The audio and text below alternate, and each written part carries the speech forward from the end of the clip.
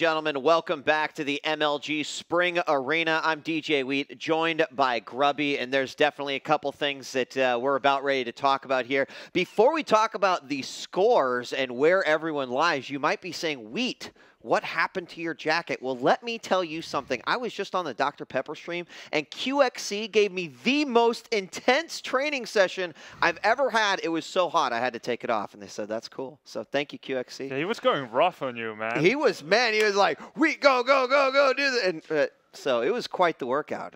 Thank you very much. Can't wait to see when QXC gets children. He'll have the most achieving children ever. Yeah, you better believe it, Grubby. You better believe it. So we've got Complexity Heart versus MVP DRG coming up next. And take a look at the round-robin match results here for the Spring Arena #1.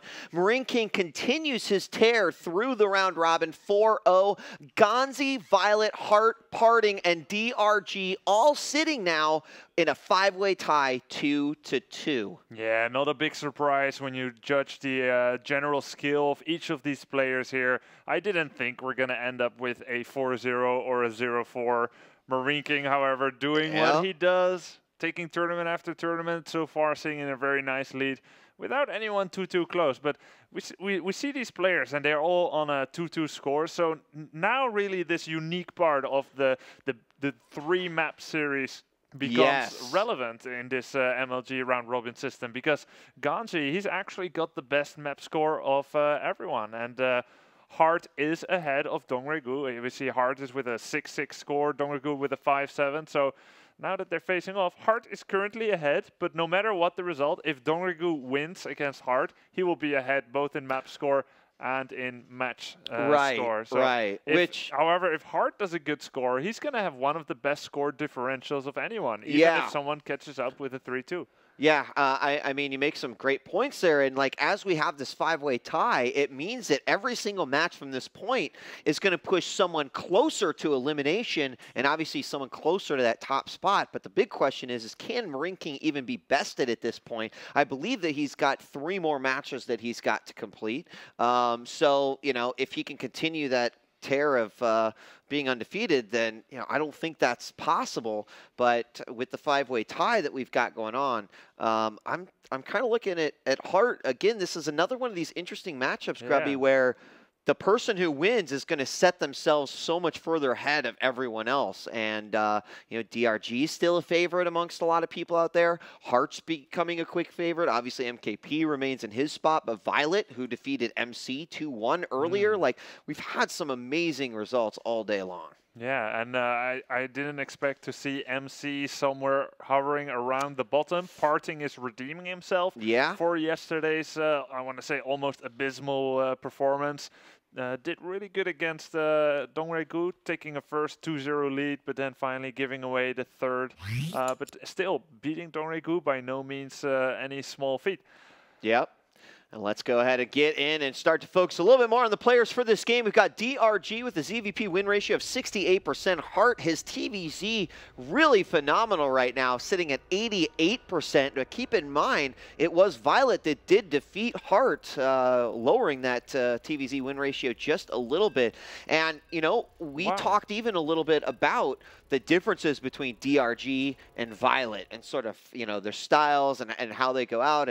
And I mean, right now, like, can you really say that one is better than the other? I mean, they just kind of have different styles, and different players match up against those styles, obviously, a lot differently. So let's introduce our players, and then any comments that you might have about that. Here in the northwest position as the Red Zerg, it is MVP DRG. And in the southeast position, as the Blue Terran, probably one of the players who have surprised me the most, that is Complexity's Heart.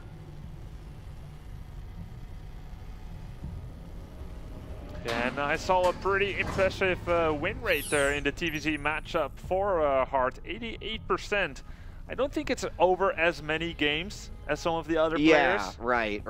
No, but that would be accurate. Yeah, it's pretty good, huh? Not bad, yeah. Yeah. Now, one of the things that's kind of interesting is that, is it because Heart does like to lend his playstyle to a very aggressive approach to the game, in which case a lot of the Zerg players of today obviously like to push the drone, you know, boosting to a limit, power up as much as they can. You know, we've always said, like, why, if you know a Zerg is macroing up, why isn't there just a very heavy aggression? And we are going to see something, at least an attempt here from Hart, as it looks like the first Rax is going to go down. Is he going to throw down another one? We didn't have one at the top of the ramp, but he might go for a very quick 2 Rax push here. Yeah, we've got one Maca Rax, and then we've got one Hart Rax. It's probably going to get scouted, though, by this drone. Didn't see it yet, but as he passes from that top location to the bottom, he's going to see that one. So would have liked to see Hart make it a little bit more to the right, but it's not purely a strategy that relies on surprise, this 2 Rax opening. I mean, the Zerg sees it, it tells them a lot. It is better if it doesn't get scouted, but it's by no means vital for the Terran to hide that. They're going to... Usually, isn't it true that we see something like this go into a kind of bunker rush, perhaps even abusing the terrain on a map like Shakura's Plateau, where you could build 3 bunkers to do a full wall off? Yes. And then there's some other awkward places, where you can hide some Marines behind a bunker that's being built. So no doubt in Dongraegu's mind at all that this is going to be something aggressive.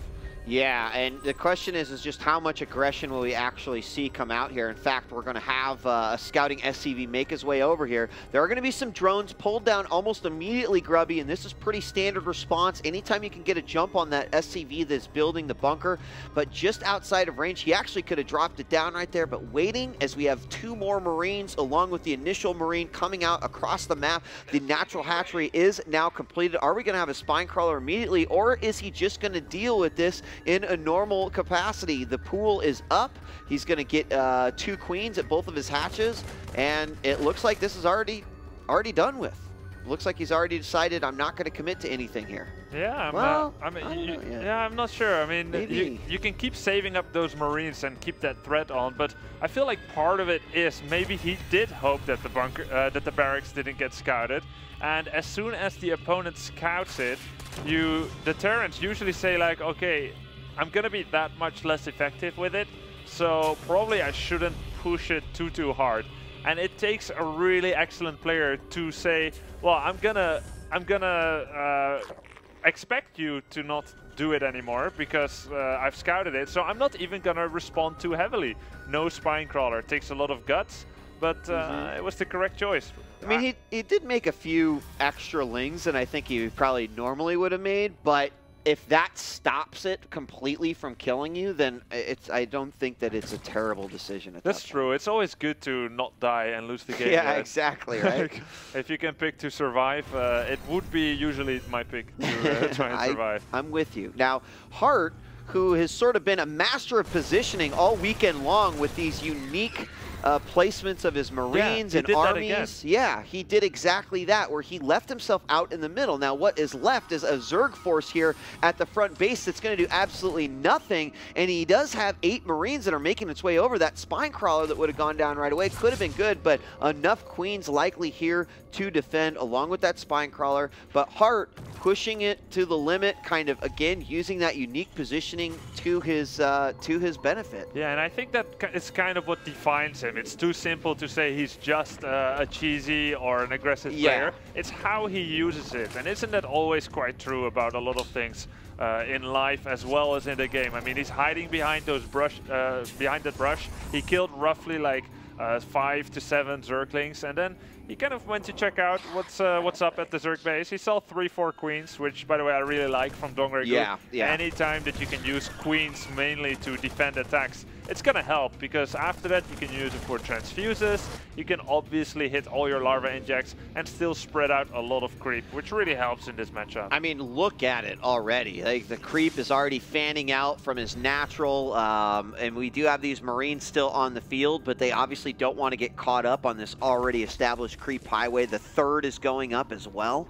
So, I mean, DRG, again, it just it's really phenomenal to see an expert reaction because, again, like you're trying to, you put together this 2 racks, you're trying to throw your opponent off, you're trying to make them do things that they wouldn't do to interrupt their build. The thing about Hart here is, you know, he's got a Tech Lab down, getting Stim. He's almost exclusively bio at this point. Look, he's researching the blue flame. And, right, and that was, you know, the next step That's here. That's kind of a curveball, isn't it, at this time? I mean, I think it'll be interesting because the Marines obviously already strong. If you can sneak even a few blue flames through, it can be pretty devastating. But look at this response here by DRG with the roaches already. We've been seeing more Zergs choose to have these initial roaches early, you know, early on in the game in case there are any heavy Hellion plays coming from the Terran. Yeah, and it shows Dongraegu's excellent understanding of this matchup. And by the way, what a beautiful creep tumor field. What a beautiful flower. I wonder if creep tumors are sentient. If they are, they would be like so happy cheering about how effective their life form is being right now. Very nice spread. We're killing stuff really good with our creep. It's awesome. Yeah, but no, I mean, seriously, though, you could just see the little dots of tumors around. He's already made it to the middle. And, you know, at this rate, he might be able to block this third off before Hart's even ready to take it, you know? Yeah, maybe. But a lot of bio still here from Hart. Do we have upgrades starting quite yet? It looks like just racks upgrades. There, the NG Bay is about halfway done. I actually don't see Hart making any more SCVs, and that's significant. He's not going for 3rd and 4th gas. He's made a lot of Marines, Marauders. He's got Stim Pack ready. He has not gone for a attack upgrade yet. He is making a 3rd command center now, so it's not so much that he's going all in as that he wants to have a maximized army at this time of the game. Later on, he'll go back to upgrades, engineering bay, 3rd CC and so on, but he wants to hit with a maximum punch here. And that's something that takes a lot of experience to figure out when it's the good thing to do that. And here we go, Stimpack gets turned on. Hellions and Marines and Marauders moving in, and it looks like Dongraegu is caught with his pants down. Lots of Zerglings dying already, and the Roaches won't be able to stand against this. What a nice timing from Hart. Baneling Nest only just now finishing, Spire on the way. Dongraegu was waiting for so many upgrades and units, but he's just not ready for this, and all his drones are being used, and you know that's a bad time for Zerg when they have to throw all those away, and wow. Yeah, I mean, you know, there was a lot of choice there, and GG, game 1 goes to Hart. There was a lot of choice there for Hart, actually, because he could have chose to push in, which he did. He felt like he had enough, made that decision, or he could have gone to the 3rd and denied that. But we've got Sheth and QXC over on the analyst desk. Guys, what'd you think of that one? Terran always wins. Well, that's what you've been saying. I think the main thing here was just, if you looked at it, he had his like groups all pretty clumped up together. Like, so Zerglings couldn't do much, had the blue flame, but like, he would have had to move them apart and separate them if they were Banelings at all. Or even if he'd managed to tech really quick to Infester. Those are kind of the 2 things I think that could have held it. Yeah, I mean, it was weird because, okay, so what do you do when you have a lot of creep spread? Like, what do you think? Why is that good? What does it allow Zerg to do? Well, I mean, have ultimate mobility for one, but vision, right? I mean, he had middle of the map vision already without the towers. Flanking, maybe? Right, so he definitely had the ability to flank, and he had really good mobility. But there's one unit that really benefits from all that mobility more than anything else, I would say, and we just didn't see it. A lot of Zerglings? That and Banelings. Oh, okay. Right? Yeah, his nest was a little late, wasn't like it? A big group of Banelings coming from behind, you use the Zerglings to hold that army in position, have the Banelings kind of ram in. I feel like that would have cleaned up the attack a lot better than those Roaches. Roaches just aren't very good against bio. It was actually a very weird opening. Like, I rarely see anyone just go that many Roaches without Baneling. Because you need that Baneling to force the split and them to separate and not be in this tight little ball that can just kill your Marines and kite it backwards. But there are just no Banelings. Went for Muta real quick and just thought he'd be safe, but he wasn't. Yes, Baneling Nest was going up with a natural, and it finished just before that attack kind of came. So he went to scan, and once he saw that initial Bioforce hit the middle of the map, it was not really putting him in very good shape. So we're going to be hopping on to game 2. It's going to be Metropolis, and Hart continues his increase that TVZ ratio there, going from 88 now to 88.5, I guess. Yeah, 8.585, I think. Yeah, something like that. So I think we have to start calling Hart a specialist of timings, perhaps, because I really liked how he was doing that. He was needing to do damage at that time because he stopped SCVs for a while. But I just want to say, it's so easy to go into this play style where you.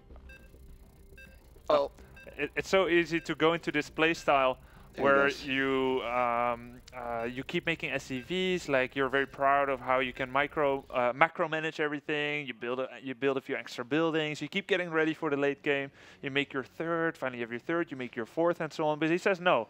There are points where Zerg are weak. I see through the matrix, and I'm going to